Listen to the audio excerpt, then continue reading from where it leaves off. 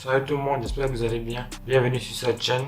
Dans cette vidéo, nous allons parler de l'anime Kill la Kill, comme c'était prévu dans la vidéo précédente. Et dans la prochaine vidéo, nous parlerons de l'anime Hellsing Ultimate. J'espère que vous serez également présents. Kill la Kill, c'est un anime que j'avais découvert quand j'étais petit sur manga. Je ne sais pas si vous savez, mais sur la chaîne manga avant, les mangas seinen ou les mangas gore où il y avait des scènes assez, en tout cas des concepts de 16 ans. Ça passait qu'avec 3 heures. Du coup, moi, j'étais tout le temps avec 3 heures là pour attendre les animés. Et Kill la Kill faisait partie de ces mangas là que j'ai découvert à cette période. Mais j'ai pas pu le terminer puisqu'il n'y avait que 2 épisodes sur manga. Il ne diffusait que 2 épisodes par jour. Cette vidéo s'est divisée en 3 parties. La création, l'histoire du manga, mon avis, ensuite l'avis du public. De l'avis du public, j'ai sélectionné 3 avis. 2 personnes qui ont aimé et une personne qui n'a pas aimé pour qu'on ait une opinion globale de ce que les gens pensaient de cet animé. Moi, je m'appelle Windon, je suis monteur vidéo. Vous pouvez me contacter sur Instagram. Vous avez besoin de mes services en tant que monteur vidéo. Tout de suite, passons à la partie création et histoire du manga.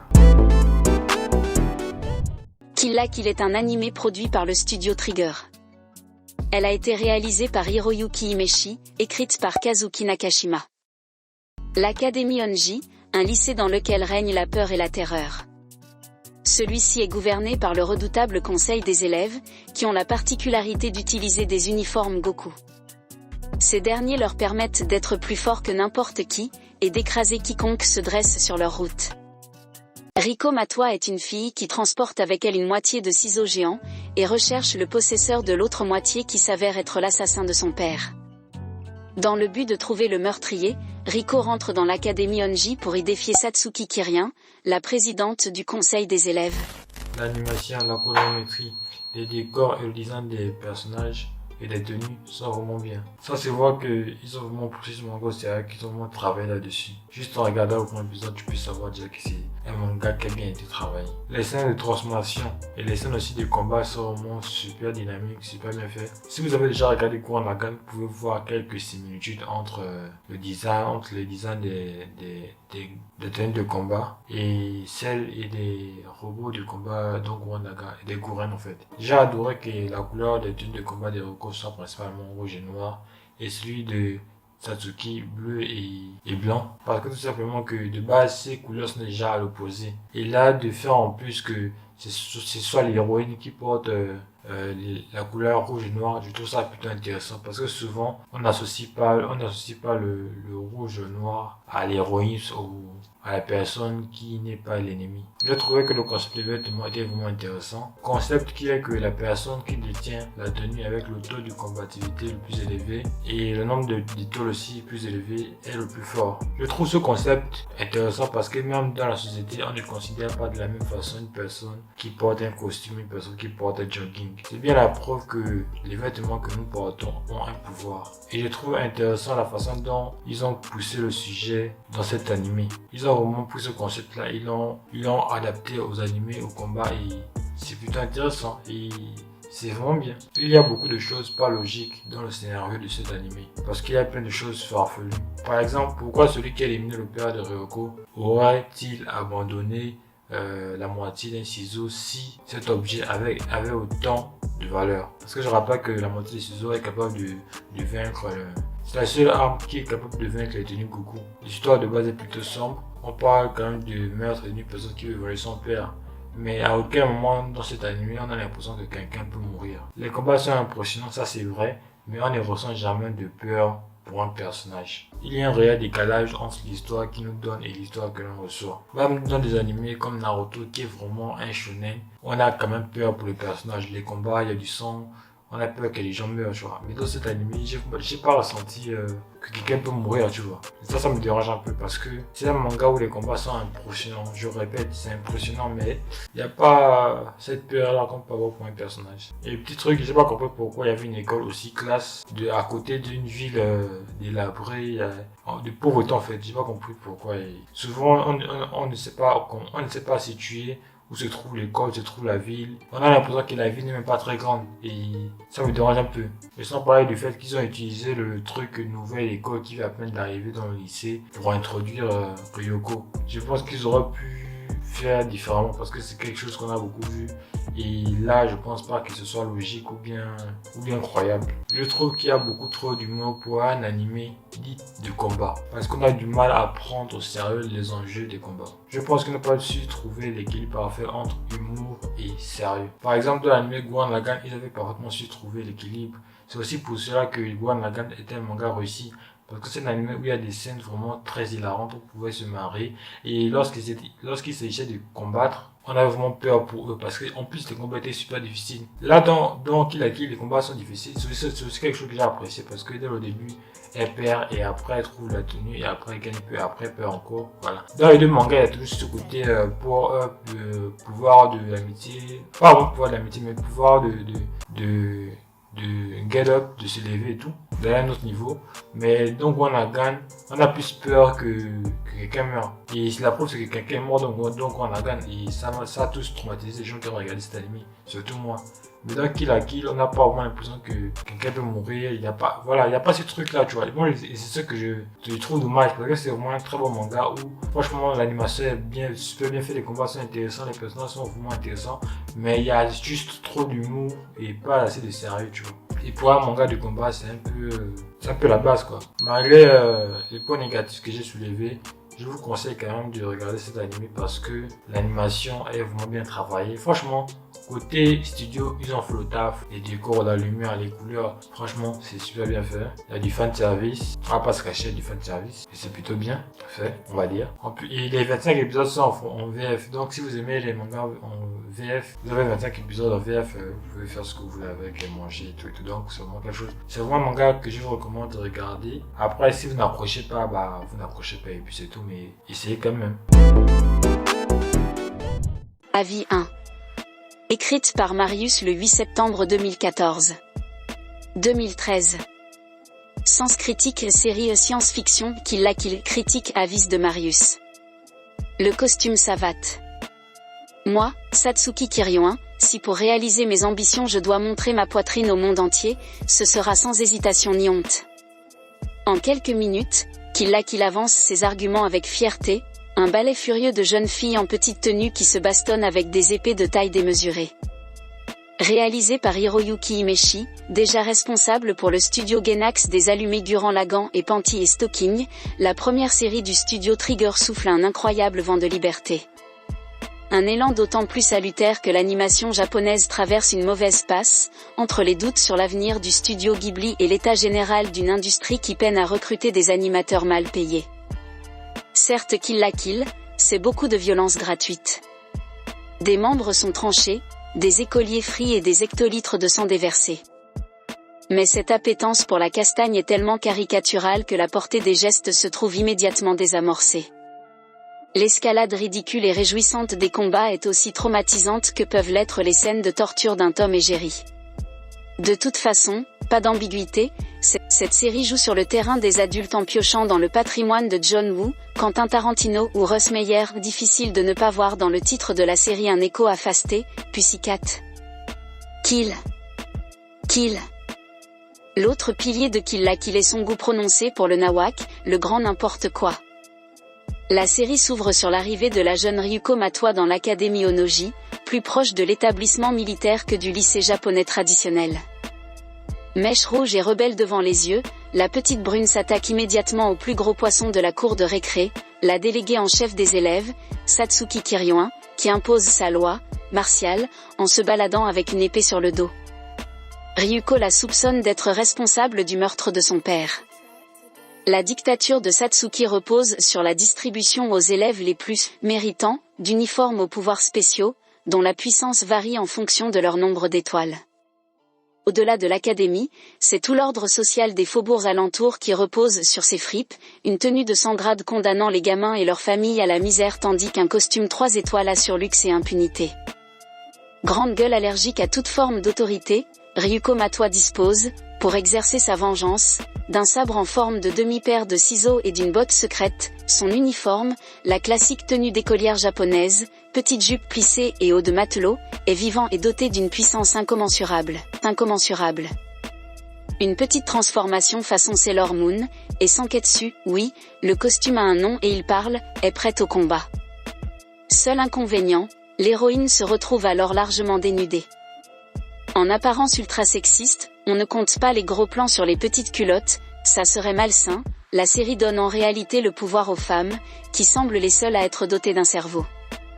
Peu nombreux, les hommes sont au mieux de simples assistants, au pire de sombres crétins obsédés qui ne pensent qu'à la bouffe.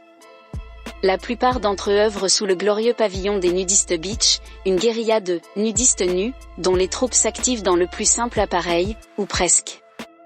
Leur ennemi, la mère de Satsuki, soupçonnée de vouloir contrôler le monde à travers son groupe d'habillement, sorte de Gap malfaisant. Le scénario, que l'on peut aisément qualifier de fantaisiste, repose néanmoins sur un canevas on ne peut plus rodé, celui du Neketsu, un jeune héros, de préférence orphelin et naïf, mais au cœur gros comme ça, doit se dépasser à chaque épisode pour réaliser son rêve, venger quelqu'un, sauver l'humanité, rayer la mention inutile. Sur son chemin, des obstacles en pagaille et des ennemis toujours plus puissants et prompts à devenir des alliés une fois terrassés.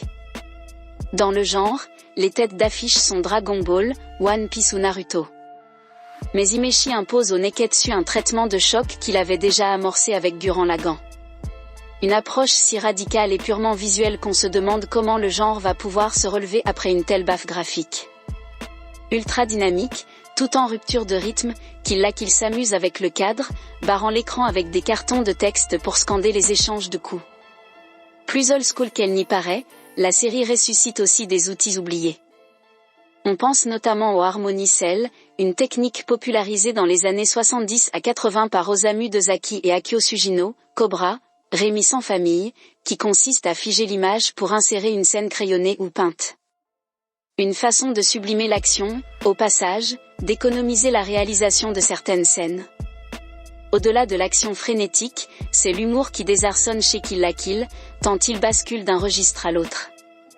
Himeshi joue sur la violence exagérée du burlesque façon slapstick lorsque les traditionnels clubs de lycée japonais, tennis, boxe, jardinage, servent d'armée de réserve à Satsuki, la présidente du club de tennis, se retrouvant ainsi à bombarder Ryuko de services surpuissants. Le réalisateur lorgne aussi du côté du comique de situation avec le personnage de Mako, lycéenne branchée sur du 220 mais à l'esprit étonnamment lent, qui promène sa coupe au bol et sa positive attitude d'une scène à l'autre, s'interposant au milieu de combats titanesques pour appeler à la paix dans le monde. À cela s'ajoute un humour moins immédiat, le scénario tout entier reposant largement sur les jeux de mots et les homophonies. Ainsi, le caractère désignant un « uniforme scolaire » correspond phonétiquement, Seifuku, au terme « conquête » ou « chef ». Les genres s'entrechoquent et donnent un côté enfant mal poli, limite hyperactif, incapable de se poser 2 minutes. On pourrait vanter l'amour de Kill la Kill pour la rébellion, contre la mondialisation, si, il y a tout ça, ou même l'ennui. Mais c'est avant tout un objet purement graphique, un concentré de fun, d'action débile, sucrée et jouissive. Comme un ado qui se mettrait à courir les yeux bandés le long d'une ligne de crête en hurlant à tue-tête. Évidemment, si cette « japonaiserie » tombait entre les mains d'une ligue de protection de la famille ou d'une croisée anti-club Dorothée, il y a fort à parier qu'ils en feraient une syncope. Avis 2. Écrite par Gregor le 29 mars 2014. Kill la Kill est la série animée japonaise de ce début d'année dont je n'ai pas arrêté d'entendre parler avec moult éloges. Malheureusement, je n'ai pas vraiment été conquis par cette série. Première chose avec laquelle j'ai du mal, l'animation qui se montre vraiment trop minimaliste par moments. Alors je sais qu'une animation réduite peut jouer sur le rythme d'une scène en accentuant un côté comique ou en la dynamisant, ce qui est souvent le cas, mais c'est tellement utilisé et parfois de façon tellement gratuite qu'on atteint un stade par moment j'ai plus l'impression qu'il s'agit d'une astuce pour se faciliter le travail que d'autre chose. De plus, comme d'autres éléments, la série abuse de ce procédé au point de ne plus surprendre. Car c'est un autre défaut de la série, la réutilisation de certains gimmicks jusqu'à le rendre au mieux quelconque. Les interventions de Mako par exemple. Les premières fois, c'est drôle et ça marche. Les fois suivantes ça fait encore son petit effet. Au bout de la 10e on finit par ne plus être surpris ou touché. L'animation n'est pas la seule à souffrir de l'excuse du fun et du décomplexé, les dessins ne font pas preuve d'une régularité constante, même si là encore, on pourra souligner que c'est volontaire, seulement comme pour l'animation citée plus haut, à force d'abuser de cet effet, Je finis par m'interroger si c'est pas au final une excuse pour ne pas se compliquer la vie. Le plus problématique, c'est que l'on aurait pu espérer que ces éléments s'arrangent sur la fin, mais ce n'est pas vraiment le cas, ça a même tendance à empirer. J'ai lu ici et là qu'il être qualifié d'être une des séries couillues ou burnées de ces dernières années. Et s'il y a un point sur lequel je ne suis pas d'accord, c'est celui-là. Ou plutôt on ne doit pas avoir la même définition de couillu ou burné. Une série qui mériterait ces termes à mes yeux est une série qui ose prendre des risques dans sa narration ou vis-à-vis du public et de ses attentes. Quelques exemples, Futurama est un des épisodes qui offre un final plutôt inattendu pour une série qui se veut comique. Katanagatari qui n'offre absolument pas ce qu'attendaient les spectateurs et ce qui leur était annoncé sur un épisode. School Days qui va complètement à l'opposé des séries romantiques et harem classiques. Now and Then, Irene Der, L'autre monde, qui aborde un thème grave sous une plastique pourtant enfantine. Qu'il ne prend aucun risque que ce soit dans sa narration ou vis-à-vis des attentes du public. Elle suit un déroulement très classique, alors oui, il y a des rebondissements et des twists, mais cela n'a rien à voir avec ce que j'ai expliqué plus haut, car ces événements sont dans la continuité de l'histoire et de la série et en aucun cas ne sont de réels risques, juste des événements narratifs. Par ailleurs, si la série est plutôt riche en rebondissements, elle a tendance à abuser des retournements de situation. J'avais même le sentiment d'être pris pour un idiot pas moment face à certains Deus Ex Machina. Si la série ne se montre pas audacieuse dans sa narration, elle n'a aucun problème à se montrer vulgaire. Et c'est un autre problème que j'ai avec Kill la Kill. Ce n'est pas le côté équi que je souligne, mais bien tout cet humour bas du front et parfois à tendance scatophile qui parsème la série. Ce genre d'humour est assez délicat à maîtriser et clairement Kill la Kill n'y arrive pas. À aucun moment je n'ai eu l'impression que ça servait la série ou que c'était correctement mis en place, bien au contraire. J'ai parfois plus l'impression d'avoir affaire à un humour d'enfant qu'une écriture adulte, tant les raisons et la façon dont sont amenées ces situations sont faiblardes et gratuites. Le pire étant que, là encore, la série use et abuse des mêmes gimmicks sur ce point. La lumière qui sort des tétons, du sexe et du cul, perso ça m'avait déjà moyennement fait rire la première fois, alors la 15e. Après, il ne faut pas croire que je trouve la série sans qualité. Les personnages sont bien caractérisés, pas forcément bien écrits, construits ou profonds, mais au moins il n'y a pas de personnage qui soit sans personnalité ou quelconque, et c'est pas toutes les séries qui peuvent se vanter de ça. Au passage, Satsuki est le genre de personnage féminin que j'adore. L'histoire offre quelques rebondissements plus ou moins inattendus et de belles séquences, et on ne peut pas reprocher à la série de ne pas aller à l'essentiel tant les événements s'enchaînent vite, même si parfois ça s'enchaîne trop vite, certains problèmes étant résolus dans les minutes qui suivent. Ça peut être un inconvénient pour certaines séries, mais dans le cas de Kill la Kill qui n'a pas de profondeur, c'est un avantage. Bref, au niveau du rythme et de la mise en scène, la série se montre bien efficace et tient ses promesses, même si en contrepartie enchaîner aussi rapidement les situations s'aborde toute possibilité d'émotion. De même, la musique sert bien l'action. Pour résumer, je ne trouve pas la série mauvaise pour les raisons citées juste au-dessus. Mais je suis très loin de partager les éloges qui lui sont faits à droite et à gauche, et j'ai pas vraiment accroché à la série pour les raisons citées plus haut. Et la note est en rapport avec les attentes, l'enthousiasme et ma déception au final. C'est con parce que quelque part, j'aurais vraiment voulu l'aimer cette série. Avis 3. Écrite par No Life Queen le 12 mars 2017. Kill la Kill, c'est l'anime qui te promet du lourd et du loufoque, mais qui trouve quand même le moyen de surpasser ce qu'on attend de lui. Personnellement, je n'attendais rien de précis en commençant Kill la Kill, je voulais juste regarder cet anime bizarre qui circulait dans mes suggestions et qui m'intriguait. Alors je me lance, et là mon cerveau éclate. Kill la Kill, donc, est une sorte de shonen bien barré, bien bourrin, bien WTF, un ovni qui t'emmène sur sa planète bizarre et te largue au milieu d'une intrigue perchée.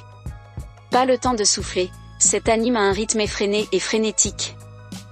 Je ne critiquerai pas l'intrigue, parce qu'elle ne se prête pas vraiment à la critique, on ne sait pas si les scénaristes avaient fumé un joint de la taille d'un bras avant de pondre ça, ou s'il y avait une réelle intention derrière tout ça, mais l'important, c'est que ce soit fun. Et c'est tout ce que j'attendais à ce niveau. Visuellement et en matière d'animation, Kill la Kill est assez génial, je pense notamment aux scènes de combat qui sont tout simplement énormes. Et heureusement, pour anime qui se base sur la baston. Bien entendu, avec son pitch de base, qu'il ne peut qu'attirer la controverse. Du fan service? Oui. Et alors? Je n'ai rien contre le fan service, tant qu'il est bien utilisé et qu'il ne devient pas insultant ou vulgaire. Qu'il assume son fan service et le pousse jusque dans ses retranchements, si bien que ce même fan service devient un moteur pour l'anime. À aucun moment je n'ai trouvé qu'il vulgaire, au contraire, je le trouve bien plus fun à ce niveau-là que des animes canoniques tels que One Piece, où les personnages féminins ont tendance à me déranger un peu tant ils sont sexualisés à tort. Dans Kill la Kill, tous les sexes font l'objet de ce fan service parodié et pas de discrimination. Tous à poil. Nudiste Beach, yeah. En conclusion. Très bon anime. Fun, déjanté et effréné. Si vous cherchez un anime sans prise de tête mais loin d'être débile, vous pouvez y aller. Dans la prochaine vidéo, nous parlerons de l'anime Hellsing Ultimate. J'espère que vous serez également présent. Félicitations d'être arrivé jusqu'ici. Si cette vidéo vous a plu, je vous invite à m'aider dans mon projet de se faire abonner avant la fin du mois. Encore merci à ceux qui sont abonnés à ma chaîne et qui regardent régulièrement mes vidéos. Ça fait vraiment plaisir et ça m'encourage à continuer. N'hésitez pas à me donner des animés que vous voulez que j'analyse sur cette chaîne. Vous pouvez me contacter sur Instagram si vous avez besoin de mes services en tant que monteur vidéo. Et moi, je vous dis à bientôt pour une nouvelle vidéo. Jamais. Au revoir.